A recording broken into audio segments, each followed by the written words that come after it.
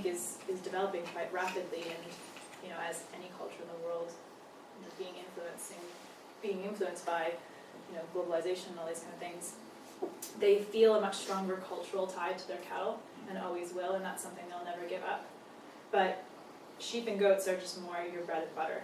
It's how you pay your kids' school fees. It's how you have lunch on Sunday.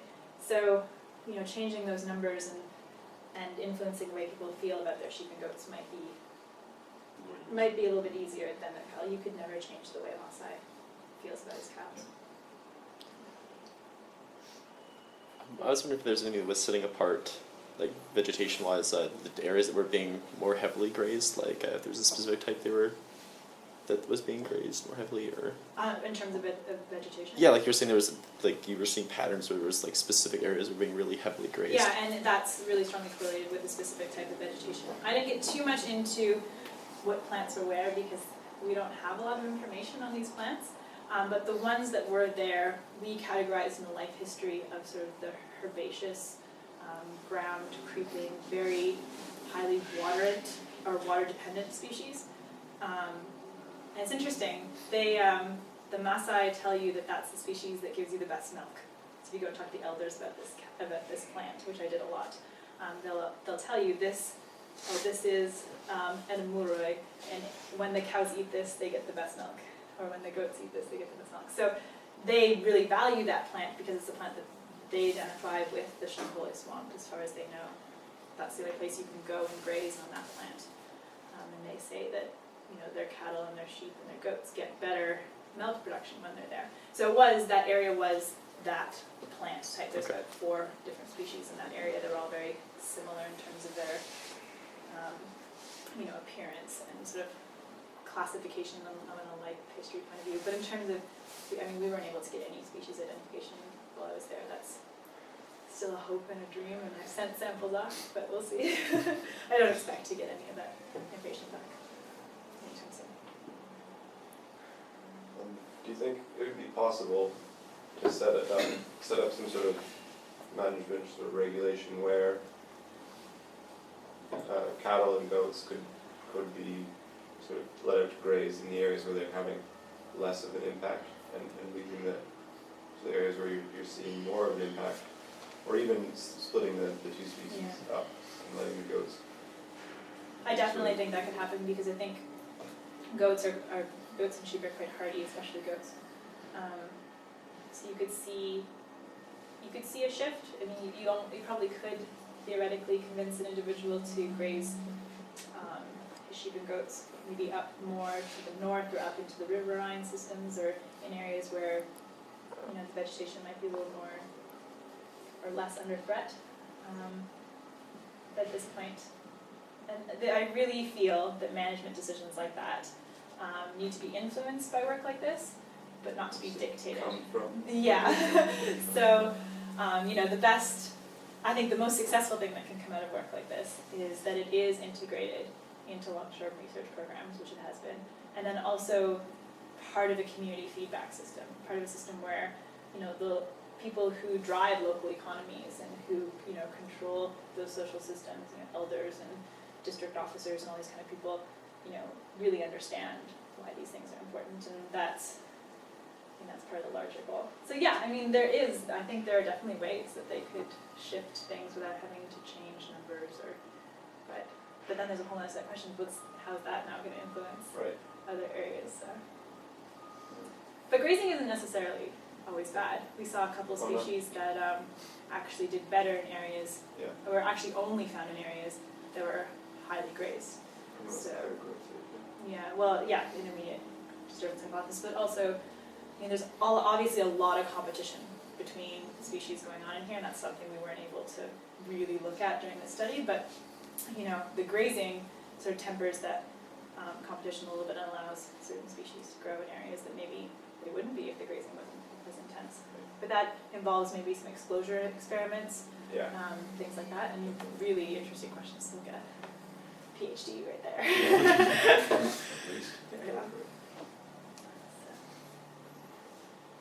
Is there any control over when the young are born, and how does it, if so, does that correlate with when they use the floodplain? In terms of the cattle, there is, but not in terms of the sheep and goats. Sheep and goats are really quite random in terms of when they give birth, and because generally this system does quite well, or supports a lot of individuals.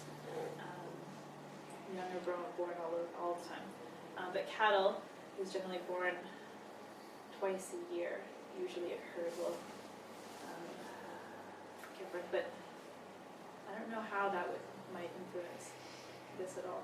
Well, apart from the idea of turnover, growth rate of the population, because But I think at this point for this study, we have pretty low growth rates. They're still recovering from the drought, and in general, livestock counts were fairly low, and those females probably still weren't at the point of being able to give birth. So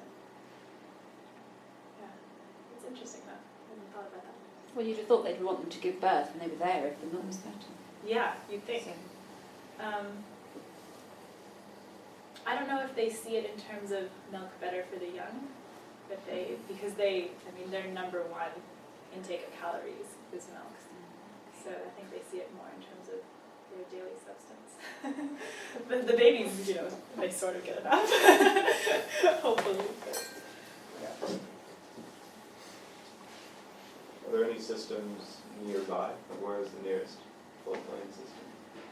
You said, I can't remember where from, but during the drought, People from People were Tanzania coming up. Yeah. how far did it come from? You have, so to the far east, you have an escarpment area. And then if you go just north of that, you get into more woodland areas that once I still live in, and there's some sort of more drought-resistant areas up there.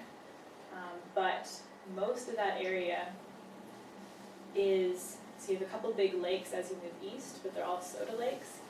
So they're not really contributing that much to productive vegetation system. You have the Amboseli swamp, but that dried up in 2009, which was a huge cause for a lot of these losses. More permanently? Yeah, so, and that swamp, it doesn't rely on river input, it actually relies on rainfall input. So this system is probably one of the few that actually has a river system that comes from larger watersheds further up. So you're still getting a water input into the system even when you're at the height of a dry season when there hasn't been any rain for, say, over a year. Kind of thing. it's catching the edge of the Congo rainforest. Yeah, it's that whole escarpment goes all the way up, so it's quite a large system. It feeds Lake Natron. It's one of the major. But that's why there's water at all. Exactly. It's consistent water further northwest. So in terms of systems similar to this, probably not many. And in fact, I think that's why they identify it as being so important. Right. Yeah. And also just how wildlife in the region would Yeah, our respond wildebeest to numbers. droughts. Yeah, the wildebeest numbers during that year were I talked a lot about livestock losses, but wildlife losses were of the same. We only saw about a 40% decrease in our wildebeest herds, where Amboseli is almost 75–80%. Yeah, and then they theoreticize that a lot of our herds, especially the Grant's gazelles, were able to actually establish populations then further out and dispersed to other areas. So in terms of wildlife, yeah, it's pretty crucial. You said that, I guess all that grazing ground is communal, right? No one owns it. Yeah. Do they have the option of having maybe private grazing lands, or is it strictly all communal? Yeah, this is really interesting. So there's two things going on in Kenya right now with the Maasai group ranches. So some group ranches like these ones have stayed communally owned. Everybody gets a title deed, has a certain percentage of owning the group ranch. Other group ranches have started to subdivide and plot off certain areas for individuals. And what's been proven over the last sort of 5 to 10 years is that by subdividing group ranches, you completely break down the migrational pattern that nomadic pastoralists usually follow. And now all of a sudden, if you don't have any grass on your piece of land, where are you going to go? And is your neighbor going to help you out? Like, are you going to be able to go graze on his land? Because you've now decided that this is your land and that's your land. And then Maasai are also selling their land.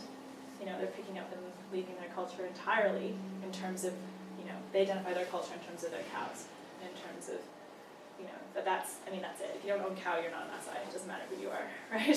So I think this idea of segregation of land is not productive to support the best use of the land, from both a conservation standpoint and from sort of social, sort of cultural standpoint. But it'll be really interesting to see what happens in the future. I mean, a lot of Maasai think that it's eventually going to come. You know, that the land's eventually going to be subdivided, and they're going to have to decide which piece of the puzzle, you know, they get. So I guess here we get to dictate how much precipitation is on the land because of technology, but I guess they probably don't have that there. So if you don't have anything growing, there's really no way that you can force that. no, Okay. no, there's no irrigation systems or anything like that. I mean, yeah, you'd be screwed. You'd have all of your goats and sheep and.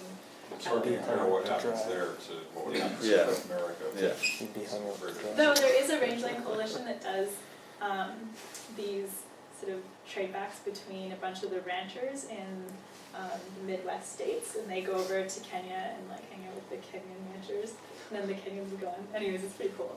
So there is some, yeah, herding is something that a lot of people understand. It's just very different systems. Right? But you need a lot of land to make the system really work. So, and a lot of unpredictability of rains. exactly, and a lot of conservationists have used that to their advantage and really pushed that because it gels with their agendas as well. You know, if you can get a group of Maasai to put aside a group of a huge land and use it in a, you know, predictable pattern, you know, sustainably, then check all your conservation goals. So I think time-wise, we better call a halt. I mean, it's great to have so many questions. It's true. I hate to stop people, but then people will have other commitments and so on. So once again, I would say thank you all for coming. Very helpful and very useful. And hopefully you got something out of it. Those of you who hadn't heard about it before probably got a lot out of it. So thank you very much. Yeah, thank you guys. Very interesting.